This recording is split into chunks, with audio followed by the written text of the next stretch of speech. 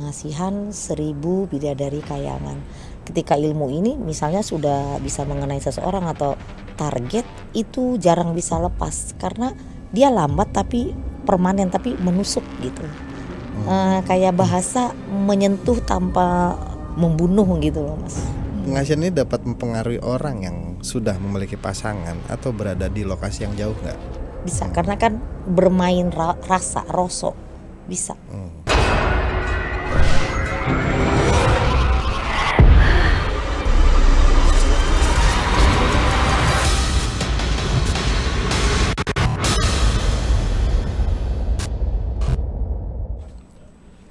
Assalamualaikum warahmatullahi wabarakatuh. Selamat malam Sobat Kumis. Gimana kabarnya malam Jumat ini? Semoga dalam keadaan yang sehat walafiat ya. Amin.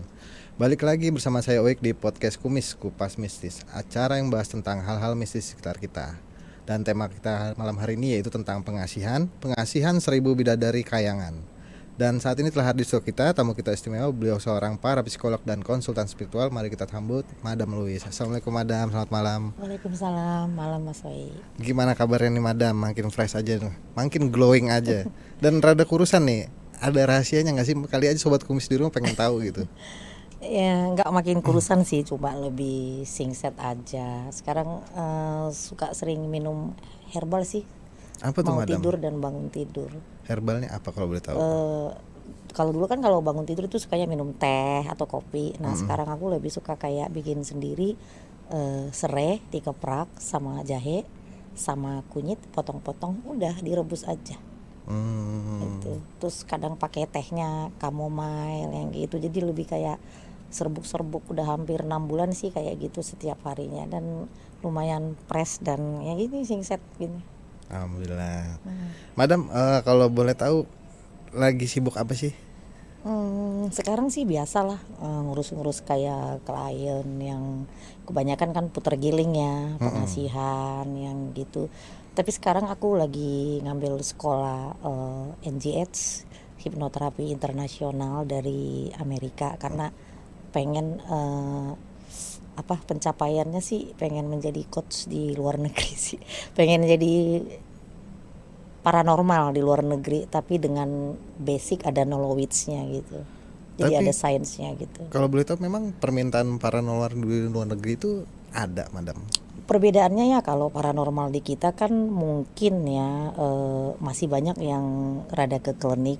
Walaupun mungkin beberapa konten-konten saya di beberapa sosial media ada klinik juga sedikit sesuai kebutuhan ya. Tapi biasanya kan memang kalau ranahnya itu kalau di luar negeri rata-rata setiap kita membuat satu ritual itu kan memang harus ada sainsnya sih Mas gitu. Jadi harus ada memang kalau misalnya mau make oil aja harus ada nih, maksudnya oil ini isinya apa gitu, grade-nya apa, isinya apa, kegunaannya apa, terus kayak filosofi simboliknya kenapa harus memakai ini. Nah itu kan harus ada Mas gitu. Berarti semuanya bisa dijelasin ya Madam harusnya? Bisa, sebenarnya bisa dijelasin, tapi mungkin kan para praktisi di kita itu banyak yang memang dia semua hanya belajar otodidak. Is oke sih, nggak masalah, tetapi kan zaman sudah semakin berubah, manusia berevolusi, dunia ini berevolusi, jadi ya kalau kita nggak mau belajar ketinggalan Mas. Benar-benar. Iya gitu. Madam, makasih nih sekali lagi saya ucapin udah datang ke Kumis. Iya. Nah, ngobrol sedikit tentang konten program baru kita nih, Iya. Wisata Gelap Nusantara. Kan itu kebetulan Madam ya, Iya yang jadi host dan kemarin viewersnya ya. lumayan meledak nih. Gimana tanggapan Madam? Ya karena kebenaran ya memang saya udah menolak beberapa tayangan di beberapa sosial media mengenai tentang mungkinnya bahasa kita uka-uka lah gitu. Jadi saya dari dulu memang pengen sekali mempunyai program atau tayangan yang memang walaupun itu memang ada kisah mistik tetapi harus ada nilai sejarahnya gitu. Jadi ada satu edukasi yang kita kasih ke masyarakat, nggak melulu hanya kayak lihat ya yang kayak gitu-gitulah, dunia-dunia goib lah yang gitu-gitu. Karena sebenarnya setiap tempat menurut aku memang punya daya mistik tersendiri dan punya nilai sejarah tersendiri. Nah Ada kebenaran ceritanya. yang kemarin itu Loji itu memang salah satu vihara yang kataku ya termasuk lumayan energinya bagus, tetapi kan di sana nggak khusus vihara Mas. Ada juga beberapa keyakinan-keyakinan lokal wisdom yang memang sengaja ditaruh di situ. Jadi nggak hanya yang Buddhis saja bisa ke sana gitu. Semua keyakinan agama dari beberapa pemahaman-pemahaman local wisdom kan di sana ada. Jadi ya senang aja di acara yang kemarin sesuai dengan ini sih, dengan ya passion saya gitu. Berarti memang di tempat itu juga sebenarnya berarti semi tempat wisata ya di situ. Boleh dihadirin sama umum gitu maksudnya. Karena memang lokasinya kan memang Vihara Makwan itu berhadapan banget dengan pantai selatan. Jadi memang bukan hanya dipakai sebagai tempat ritual, memang kalau siang hari banyak dipakai masyarakat untuk berwisata, memang terbuka untuk umum. Tetapi untuk kayak malam Jumat atau kayak gini hari-hari besar di sana memang selalu diadakan ritual-ritual tertentu gitu. Jadi memang ada ritual tertentunya. Ada gitu. Madam masih banyak nggak yang minta buka aura dan pengasihan ke Madam? Ya karena memang cari uangnya dari sana ya, hari-hari ya ada aja Mas. Berarti gitu. memang itu ya, maksudnya Iya. yang Madam spesialisnya sebenarnya di situ. Iya. Tapi memang kasusnya seperti apa sih Madam kadang? Kasus-kasusnya itu yang agak sulit sebenarnya kalau di pengasihan itu terkadang ya kan nggak semua juga kecap kita yang paling bagus gitu.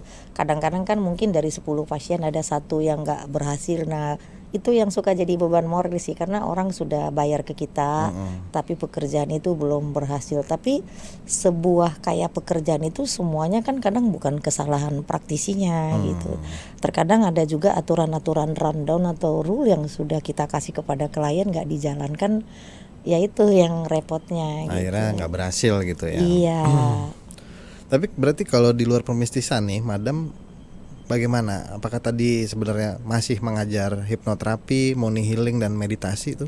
Iya, nah sekarang lebih banyak customer itu ke arah money healing sih. Cuma money healing itu kan memakai toolnya itu hipnosis, hipnoterapi. Dan di buka aura ataupun di pengasihan biasanya toolnya saya pakai tetap hipnosis sih Mas. Karena menurut aku orang cantik itu nggak juga kita kayak implan sebuah energi. Tapi kalau misalnya dasar daripada wadahnya masih kotor ya repot juga, nggak akan cetar gitu. Jadi basically dasar wadahnya, hatinya, pikirannya ya memang harus bersih dulu, clean dulu, baru kita bisa implan sesuatu energi pengasihan. Tapi beda kalau kita pakai hodam atau mungkin kayak sejenis pengasihan, mungkin jaran goyang atau mungkin kayak untuk wanita-wanita malam mungkin nggak pakai implan ya, karena kan kebanyakan pakai hodam ya yang untuk instan gitu.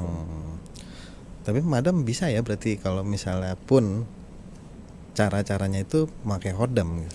Kalau pakai hodam biasanya saya tidak sarankan, tapi biasanya banyak yang beli keilmuannya sih Mas. Kan kalau di saya kan bisa membeli keilmuannya gitu.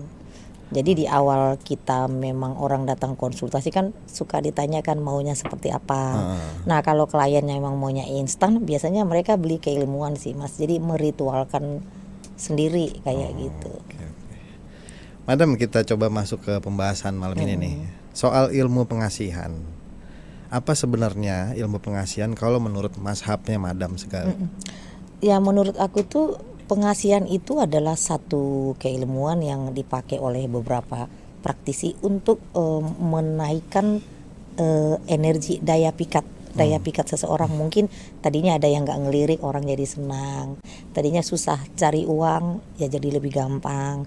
Tadinya ya nggak disenengin lingkungan atau bosnya lebih senang. Jadi pengasihan itu adalah salah satu keilmuan yang bisa mengaktifkan, meningkatkan ataupun bisa juga menambah daya pikat menjadi seperti apa yang kita mau gitu. Dan itu daya pikat itu bisa kita atur kok Mas, level-levelnya itu.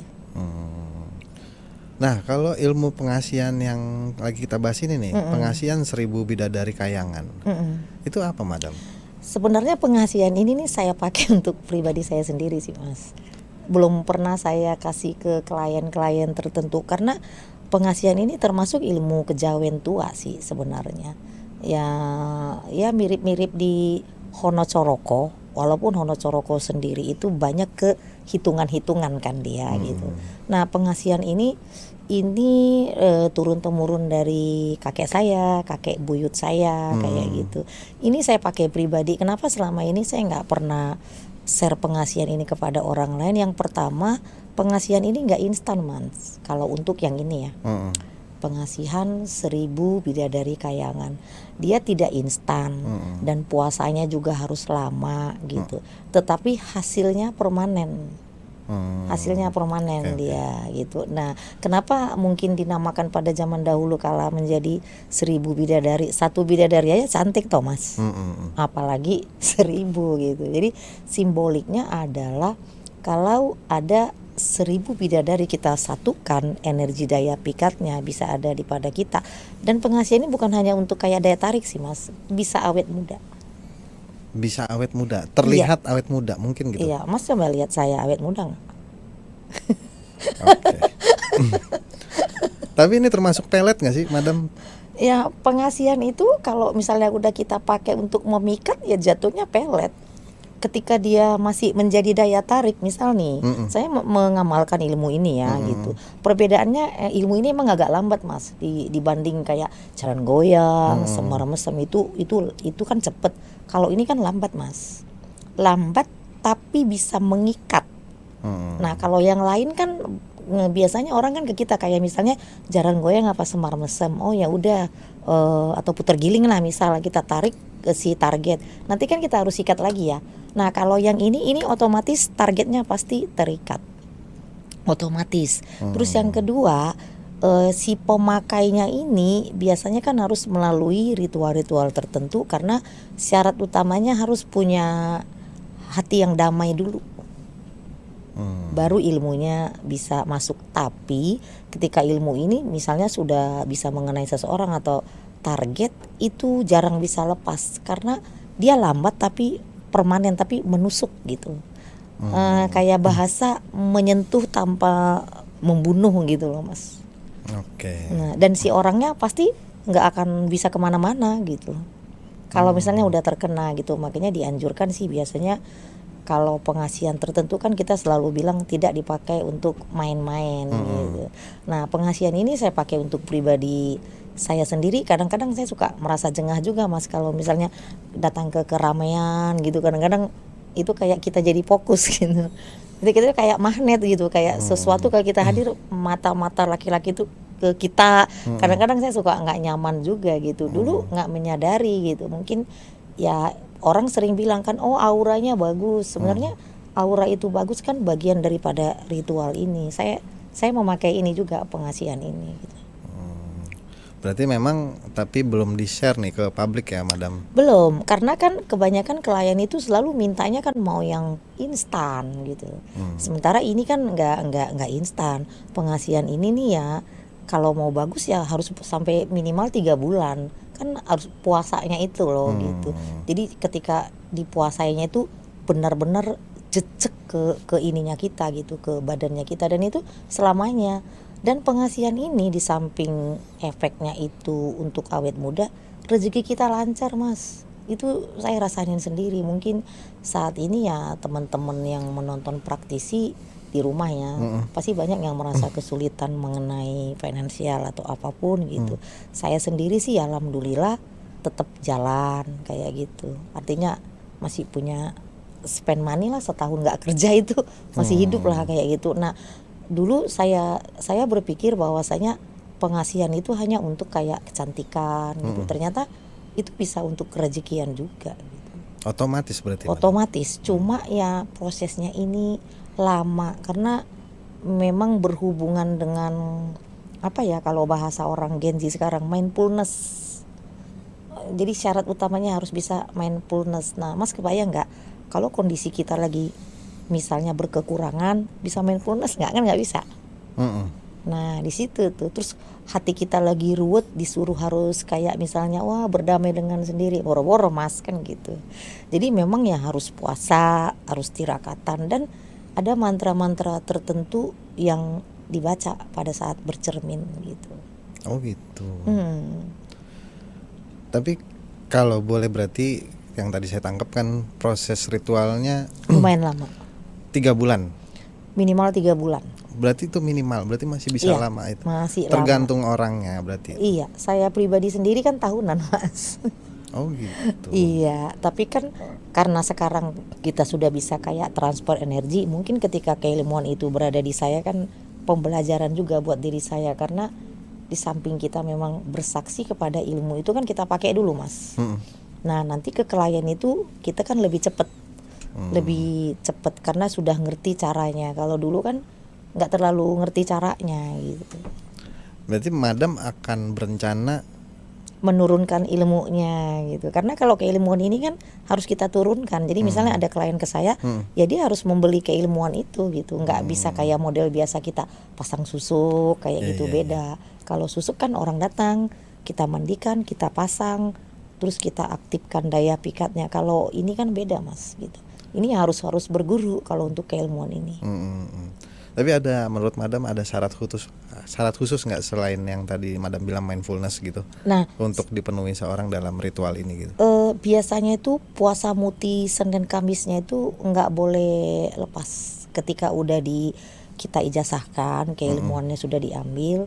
Nah itu nanti ke depannya walaupun dari 3 bulan itu puasa Senin Kamisnya nggak boleh lepas. Yang pertama ya, kalau melepas sih nggak masalah, tapi buat lebih dia bagus gitu ya, puasa Senin Kamisnya nggak boleh lepas. Terus kalau yang lain-lain kan baca mantranya biasanya kan malam atau pada saat pakai bedak. Nah kalau pengasihan 1000 bidadari ini paling bagus dia dibaca mantranya pada saat pergeseran antara siang dan malam. Jadi pada saat maghrib.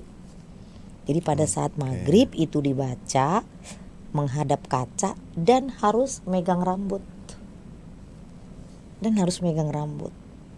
Dan kalau mau bagus lagi, orang yang mengambil keilmuan ini kalau bisa rambutnya harus panjang. Oke. Karena kan baca ritual mantranya itu menghadap kaca itu harus megangin rambut. Pernah nggak nonton film-film yang horor-horor kan gitu kan ya, lihat kaca disisir, dipegangin. Nah pada saat itulah DNA kita itu sedang menerima. Jadi kita lagi berbicara sama si DNA rambut itu gitu. Jadi karena memang bagian di tubuh kita yang bisa mengeluarkan hormon pemikat gitu, itu memang daerah yang ada bulu-bulunya Mas. Oh gitu. Iya, jadi rambut, bulu ini, bulu alis itu termasuk bagian daripada tubuh kita yang bisa mengeluarkan energi pemikat gitu. Kayak sejenis hormon kayak gitu tuh, itu hormon alami manusia.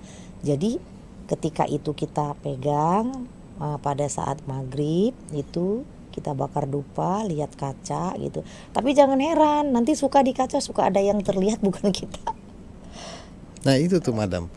Berarti memang di sini ada sangkut paut sama hodam atau Hodam? gimana? Enggak hodam juga. Makanya kenapa ketika mengambil ilmu itu disarankan harus puasa dulu, bersih dulu. Itu tadi Mas, supaya nanti tidak ada yang mendompleng. Jadi pada saat berkaca nggak ada energi lain yang mendompleng dan kita yakini gitu. Nah biasanya kalau misalnya kita berkaca itu, kita baca mantranya atau kita laguin kayak gitu.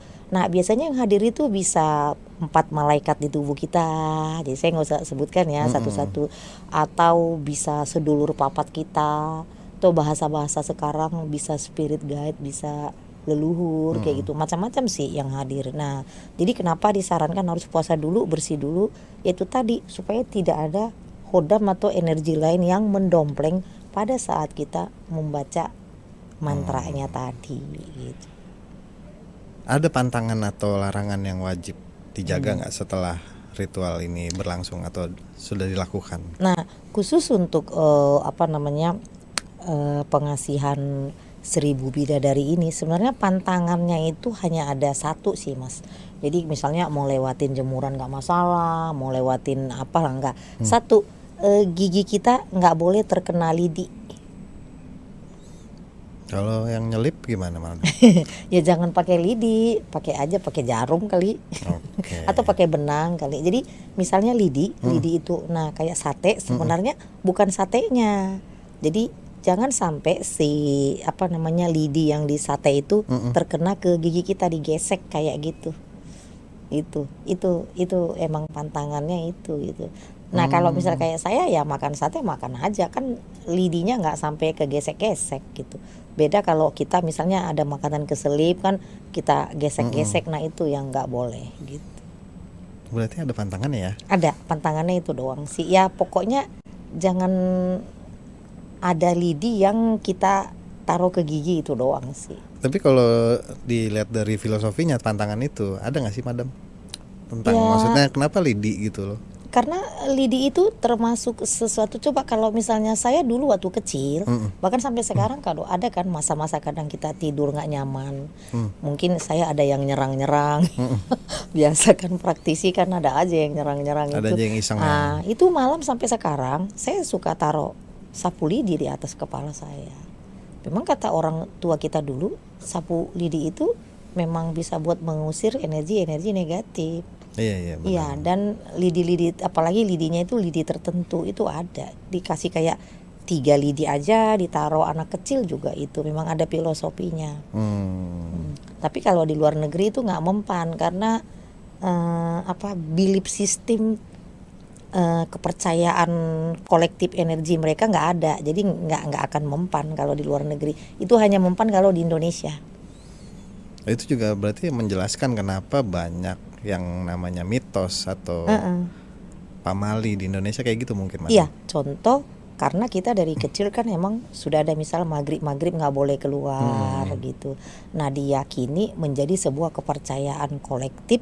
Nah itu, tapi coba kalau di luar negeri kan nggak napa-napa gitu. Jadi ya karena itu tadi gitu, sering-sering diucapkan, sering-sering diyakini, banyak yang meyakini menjadi kolektif berjamaah. Itu yang dibilang kolektif berjamaah gitu. Dan itu menjadi sebuah energi sendiri Ya, gitu. contoh kita syuting nih. Saya bilang Mas Oi, kayaknya kalau syuting di sini karena banyak paranormal yang syuting, ini jadi serem nih ruangannya. Terus Mas Oi mengiyakan. Besok-besok ada praktisi lagi, iya. Selama itu diiyakan bertahun-tahun, itu menjadikan satu vortex kolektif energi massal berjamaah. Nah di sini yang menciptakan si Hodam itu kita sendiri sebenarnya. Nah itu yang dikatakan entity. Jadi sebenarnya untuk orang di luar negeri, mereka sudah bisa menciptakan Hodam sendiri, Mas. Yang dikatakan entity. Mereka tidak lagi men-tracking Hodam dari leluhurnya.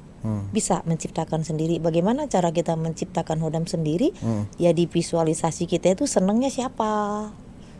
Gitu. Bahkan di dunia hipnoterapi juga itu sudah dipelajari, namanya hipnosis imaginary. Jadi imajinasi kita, imaginary itu yaitu tadi bahwasanya manusia bisa menciptakan sesuatu, bahkan menjadi dewanya kah, penyelamatnya kah, bisa. Iya. Nah itu Saya setiap pernah hari dengar tuh. dikasih, misalnya saya nih, saya punya imaginary atau Hodam entity buatan saya sendiri. Nah itu saya kasih Silver Princess White. Jadi saya suka dengan satu tayangan yang kayak wanita pakai pedang, burung phoenix, itu saya ciptakan di alam bawah sadar saya. Jadi ketika saya tidur itu saya programming, kalau ada yang nyerang-nyerang saya, maka si entity ini yang akan nanti menolong saya gitu. Dan itu percaya nggak percaya, berapa kali saya diserang dalam tidur, si entity programming yang saya ciptakan itulah yang menolong saya. Nah itu, jadi Hodam di luar negeri itu udah bisa kita ciptakan sebenarnya. Nah di kalangan dunia praktisi energi itu udah banyak kok yang bisa menciptakan Hodam sendiri. Jadi nggak mesti Hodam sesambatan kayak pocong-pocong, om-om gondo gitu. Udah keren Mas Hodamnya. Gitu. Ya berarti ini sama aja kan kalau di buku The Secret mungkin teori penciptaan ya. Di situ kayak gitu ya kira-kira madam. Yes. Tapi balik lagi ke pengasihan 1000 bidadari nih. Seberapa kuat sih madam ini? Selain tadi madam bisa ngejamin ini pasti akan bertahan lama gitu. Dari metode pengasihan yang lain gitu. Seberapa kuat tergantung daripada nawa itu, niat daripada si klien. Karena kan ada orang belajar main-main aja masanya, coba-coba aja gitu. Coba dilakukan dengan sepenuh hati. Ya saya sih melakukan ini kan sudah tahunan ya untuk pengasihan ini gitu. Udah tahunan. Nah ada kadang orang merasa baru ngerjain 3 bulan udah deh malas deh gitu. Nah kalau memang mau jos, kerjakan sepenuh hati. Dan ya lihat aja hasilnya nanti gitu.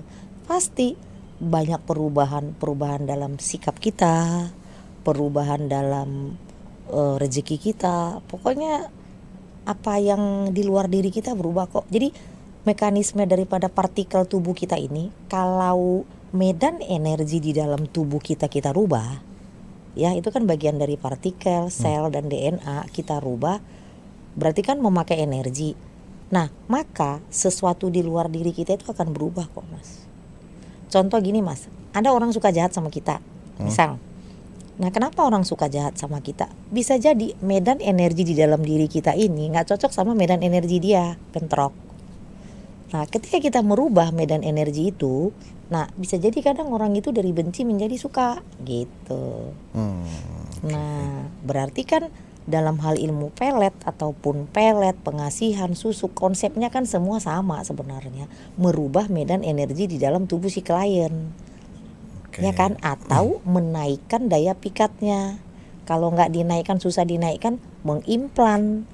Itu tadi mau pakai hodam apa gitu. Lebih ke situ berarti arahnya. Iya, cuma kan terkadang klien itu tidak tahu yang diimplan ini hodam beneran, hodam sesambetan atau apa itu sih, Mas, gitu. Itu yang masalahnya. Iya, yang masalahnya selalu di situ. Dan kadang ketika kita kasih edukasi juga kepada masyarakat, masih kadang orang masih membeda-bedakan antara nih hodam, nih spirit guide, nih sedulur papat, ini leluhur, kan itu suka dipisah-pisah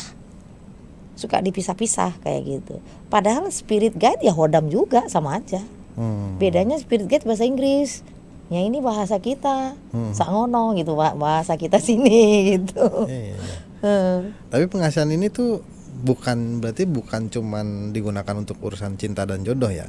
Iya. Bisa bukan. Juga berarti hampir semua lini gitu, bisa dibilang kayak gitu kan? Iya, ini kan saya bilang tadi khususnya kan emang pengasihan yang ini nih saya pakai mewakili semuanya sih, Mas. Kesehatan kita dapat, aura kita dapat, rezeki kita dapat gitu. Cinta juga dapat. Nanti bingung tuh kalau cowok banyak yang suka gitu. Cowok banyak yang suka. Dan gitu. ini berapa lama energi pengasihan ini mulai dirasakan setelah ritual dilakukan? Kan padahal tadi Madam cerita ada yang udah 3 bulan udah nyerah kayak gitu. Iya, jadi biasanya kalau sungguh-sungguh mengerjakan sebenarnya 1 minggu juga udah rasa sih, Mas. Karena biasanya semua biar saya pasang pengasihan, susuk ataupun aura itu ya, biasanya saya tetap harus mandiin dulu orangnya. Dimandikan dulu, tetap diberesin dulu sesuatu, terus cara pandangnya diberesin dulu. Ya, cara mindset si kliennya harus diberesin, dimandikan dulu. Nah, baru kita kasih amalan daripada ilmu ini. 1 minggu juga dia udah kerasa kok gitu. Cuma kalau ilmu ini untuk puter giling kurang cocok. Kenapa? Karena lambat. Lambat. Kalau puter giling kan kita lebih kayak layangan, menarik sukmanya orang gitu, untuk disatukan nih ke seseorang lagi gitu. Nah, kalau yang ini kan lebih kitanya yang memakai pemikatnya, jadi dia lebih lambat. Jadi kalau misalnya untuk pasangan yang hilang ini kurang cocok, dia lebih cocok kepada pemikat sih gitu. Kalau untuk puter giling dia kelamaan, Mas, keburu nanti si cowoknya udah kabur duluan gitu. Tapi ada gak sih tanda-tanda orang berhasil menerima energi pengasihan 1000 bidadari ini? Tanda-tandanya gampang. Biasanya kan suka nanti kan ketemu lagi kan. Sebulan kemudian kliennya ketemu lagi. Ya tanda-tandanya ya rezekinya lebih gampang. Itu sih. Rezeki lebih gampang, terus wajahnya lebih gimana ya, bersinar. Mungkin kalau bukan saya, kalau saya itu sangat gampang sih ngelihat orang ini keilmuan itu udah masuk apa enggak gitu. Ya karena mungkin dari kecil sudah ini ya, udah punya sesuatu lah gitu ya. Kalau misalnya ngelihat seseorang yang pengasihannya bagus, tahu kok, gampang banget gitu. Biasanya saya kalau pusing dekat seseorang ya berarti pengasihannya nggak cocok aja gitu. Itu aja sih. Tapi kalau ngelihat misalnya seseorang itu cahayanya beda, itu udah pasti dia ada pengasihan yang amalan yang dia jalankan. Dan biasanya jangankan saya, misalnya kiai-kiai atau praktisi, dia tahu kok kalau orang ini bagus pengasihannya, tahu kok, bisa rasa kok. Oh gitu, Madam. Iya, jadi kan energi itu sesuatu yang kita nggak bisa lihat, tapi kita bisa rasa gitu. Kita bisa rasa, kita bisa bentuk, karena semuanya tentang energi sih Mas gitu. Baik itu susuk juga sama kan. Jadi sebuah benda emas atau berlian yang kita masukkan sebuah energi, itu tadi bisa entity sendiri, entity itu hodam yang kita ciptakan, atau bisa hodam juga yang kita masukkan, kan sama. Nah kalau yang ini tidak memasukkan hodam, tetapi mengaktifkan daya pikatnya sendiri gitu, dengan memanggil sesuatu di dalam dirinya gitu ya. Kita bisa bilang itu malaikat bisa gitu, tapi nanti ketinggian ya manggil malaikat ya. Artinya kan sesuatu yang dalam diri kita, mungkin kalau sainsnya bilang itu pribadi tertinggi kita sih Mas. Jadi setiap manusia itu punya pribadi tertinggi yang bisa kita minta tolong. Kalau kejawen kan sedulur papat. Nah mungkin ada kalau orang-orang sekarang Tuhan dalam diri lah misal. Nah semua yang tak terlihat ini sebenarnya kan wujudnya energi kan. Cuma dikasih penamaan aja yang terpisah-pisah gitu. Nah misalnya nih ada pasien datang ke saya, misalnya kamu mau memanggil 4 malaikat di diri kamu, kalau dia nggak percaya malaikat yang nggak bisa. Nah kita harus tahu dia mindsetnya percayanya kemana gitu.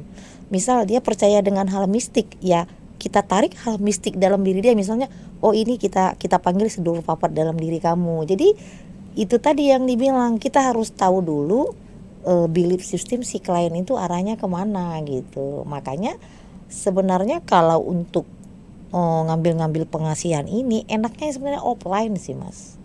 Ketemu langsung itu lebih enak sebenarnya. Cuma kan kliennya kadang-kadang banyak di luar negeri jadi susah ketemu gitu. Iya, Lebih enak lah beresinya kalau kita ketemu langsung itu. Karena di situ ada proses yang harus ngebenerin mindful tadi ya. Iya, kayak kita ngobrol gini. Nah sebenarnya kayak ngobrol-ngobrol nih Mas, otomatis sedikit ada diberes-beresin juga tuh. Oh iya Madam. Ada sedikit, auranya keciprat-ciprat juga. Oke. Madam, lanjutan nih. Pengasihan ini dapat mempengaruhi orang yang sudah memiliki pasangan atau berada di lokasi yang jauh nggak?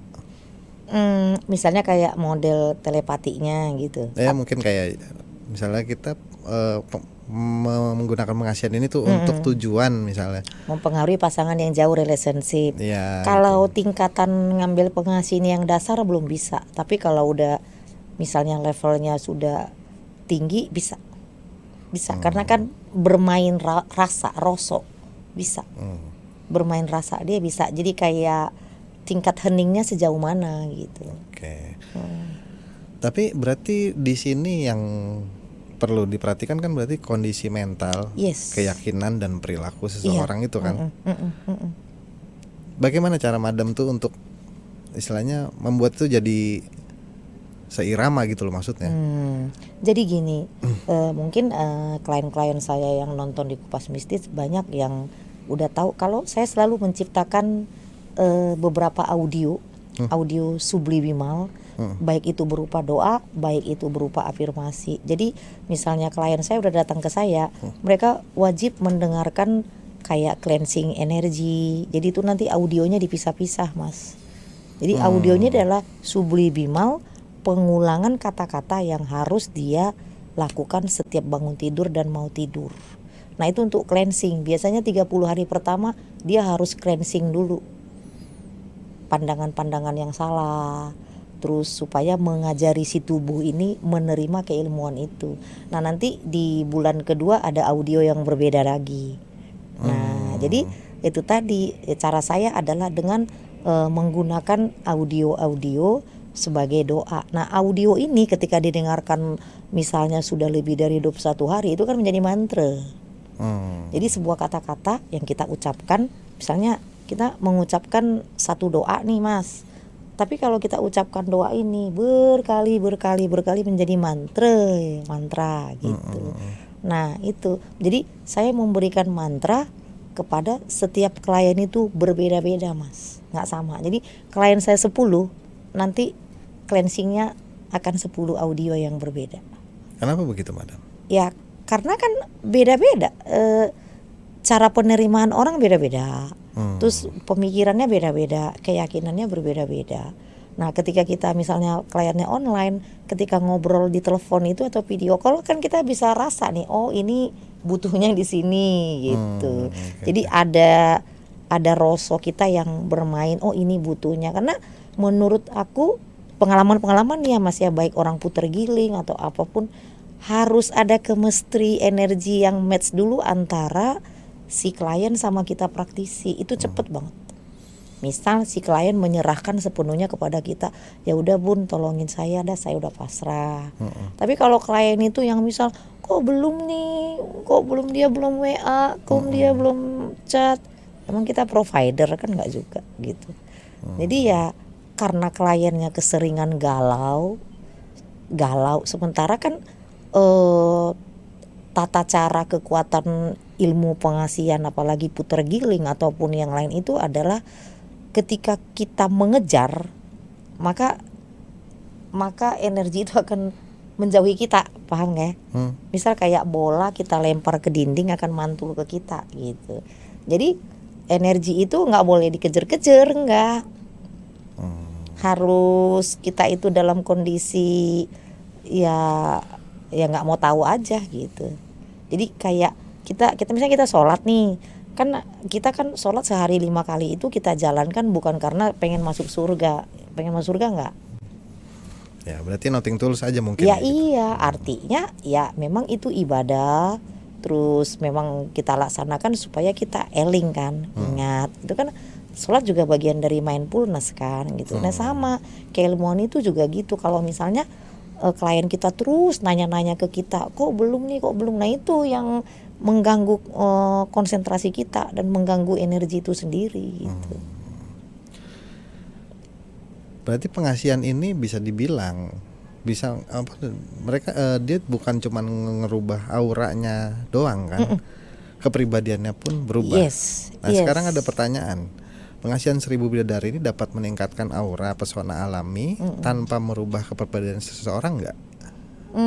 Tergantung.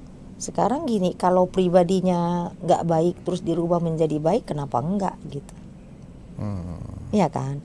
Tetapi untuk karakter mungkin agak sulit ya. Misalnya orangnya tadinya karakternya keras, jadi nggak keras, nggak juga. Mungkin kerasnya pada tempatnya gitu, lebih tegas gitu. Jadi lebih memposisikan sesuai kebutuhan sih Mas, kebutuhannya di mana.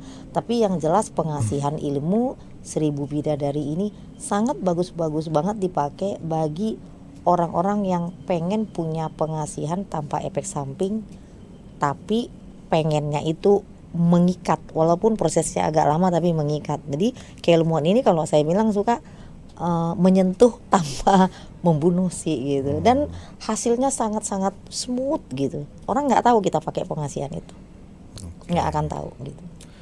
Dari pengalaman Madam nih, karena kebetulan Madam belum pernah nge-share ilmu ini Iya, kemana-mana belum ya. pernah. Ada nggak sih pengalaman penggunaan pengasihan ini tuh seperti apa yang unik gitu ceritanya? Ceritanya, nih usia saya kan udah setengah abad ya Mas. Oh Tapi iya? tapi aneh. Kalau aku itu kemana, selalu yang anak-anak muda yang selalu bilang suka, paham nggak Mas? Sementara saya nggak penyuka anak-anak muda ya, nggak suka. Jadi kemana-mana itu selalu yang WA itu, Madam udah punya pacar belum atau apa kayak gitu. Oh iya? Dan itu banyak, sampai asistennya suka bilang, ini apaan sih kayak gitu. Maksudnya di usia-usia kita itu kan bukan nyari-nyari yang kayak muda, lebih ke berpartner secara hati ya gitu, lebih yang cari partner hidup gitu, bisa sejalan kayak gitu. Dan tapi kok kadang-kadang ya keilmuan itu ya itu tadi efek sampingnya, yang datangin selalu yang anak-anak muda, tapi bukan anak muda yang nguras uang kita, enggak, tetap ya mereka kerja, mereka punya kehidupan gitu. Cuma ya kan kita malu aja sama anak kalau yang datangnya yang kayak muda-muda gitu loh Mas gitu. Itu lucu juga ya Madam. Iya, mungkin afirmasi saya salah ya. Waktu keilmuannya harusnya bilang yang sudah mature, yang dewasa-dewasa harusnya gitu ya. Ya mungkin bisa dirubah Madam.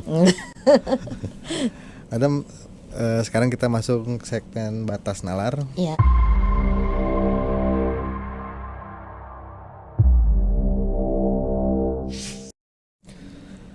Batas nalar ini berisi dari DM sobat kumis yang sudah masuk, salah satunya dari Prastowo 20. Pengasihan apakah mempunyai efek negatif? Karena kabarnya pengasihan itu mengambil energi dari keturunan kita. Jadi sekarang mungkin kita akan gampang cari jodoh, cari rezeki, tapi di kemudian hari keturunan kita akan sebaliknya. Gimana menurut tanggapan Madam? Ya, itu bisa aja terjadi, bisa. Jadi misalnya contoh, misalnya orang-orang wanita-wanita yang dalam kehidupannya itu selalu bermasalah dengan relationship. Pernah nggak nonton film Lawe Bawean itu, pernah kan? Yang kalau misalnya kalau menikah yang suaminya selalu meninggal. Nah, itu kan bagian dari pengasihan dari masa lampau yang masih dia bawa. Jadi mungkin keilmuannya dulu, leluhurnya punya ilmu itu, nurun secara DNA kepada keturunannya, cicitnya. Nah, akhirnya cicitnya yang menanggung beban. Itu bisa juga. Itu kan berarti pengasihan yang dibawa dari masa lampau. Cuma orang sekarang mengatakan itu karma kan kayak gitu. Nah, kita mengatakan agak bingung nanti pendengar, yang mana karma, yang mana ini. Kita cukup katakan itu adalah satu keilmuan. Kalau bahasa sains itu traumatik genetik. Jadi itu satu keilmuan yang kita bawa dari darah, dari DNA, kehidupan sekarang. Akhirnya kan keturunannya, cucu cicitnya yang menanggung. Nah, kalau misalnya keilmuan yang kita pakai yang sekarang bisa nanti ke cucu cicit ya. Misalnya nih saya mengambil pengasihan keilmuan yang salah pada saat ini. Terus nanti ujungnya karmanya ke anak cucu saya, itu bisa banget. Itu bukan karena nggak di maintenance saja kali Madam, atau seperti apa konsepnya gitu? Konsepnya ketika mengambil keilmuannya tidak tahu ilmu ini ilmu apa. Jadi belinya itu kayak dia membeli sesuatu yang dia tidak tahu isinya. Oke. Nah, jadi makanya saya kan selalu katakan kalau misalnya membeli satu keilmuan, klien itu punya hak. Jadi ya, jadi klien juga harus smart ya, harus tahu mau beli satu keilmuan detil-detil ditanya. Ilmunya ini ilmu apa, cara kerja ilmunya gimana. Itu klien harus detil-detil menanyakannya, karena kadang kita praktisi, saya sendiri juga kadang suka kalau klien naik-naik kadang kesal juga kadangnya, tapi ya memang kita harus jelas-jelas harus kasih penjelasan itu. Kenapa? Kasihan ketika kita memberikan satu keilmuan, akhirnya pengasihan ini yang kita kasih ilmu sesambetan ya, misalnya pasang susuk, yang diambil adalah sesambetan dimasukkan. Sementara si sambetan ini adalah seorang ya kunti-kunti yang dulunya meninggalnya eksiden, yang gentayangan. Nah, kebayang nggak sebuah energi dimasukin kepada satu susuk itu, energi-energi gentayangan misalnya dipakai. Nah, nanti ketika kita meninggal dia suka cari wadah next selanjutnya. Dan itu kebanyakan ke keturunan. Oke. Kayak gitu. Oke Madam, ada nggak pesan-pesan terakhir buat sobat kumis di rumah mungkin yang Madam mau sampein? Silakan Madam. Buat pemirsa di rumah, sahabat kumis, pesan saya berhati-hati untuk melakukan satu perjanjian ketika mengambil satu keilmuan. Pastikan ilmu itu benar-benar ilmu yang bersih dan tidak ada hubungannya dengan entitas-entitas atau energi-energi negatif yang bisa membahayakan nanti kepada diri sendiri dan kepada keturunan kita. Itu aja sih Mas. Oke, baik, demikianlah obrolan seputar misteri kita dengan Madam Louis. Semoga ada pengetahuan dan pelajaran yang bisa kita ambil dari obrolan ini. Sekali lagi Madam Louis, terima kasih udah mampir ke Kumis. Mas Oi. Sehat selalu Madam. Amin. Dan terus update Kumis, Kupas Mistis di YouTube Dolanan Transvision atau Transvision Official, karena selalu ada kisah-kisah mistis di setiap episodenya. Saya Oi undur diri. Assalamualaikum warahmatullahi wabarakatuh. Salam Kumis.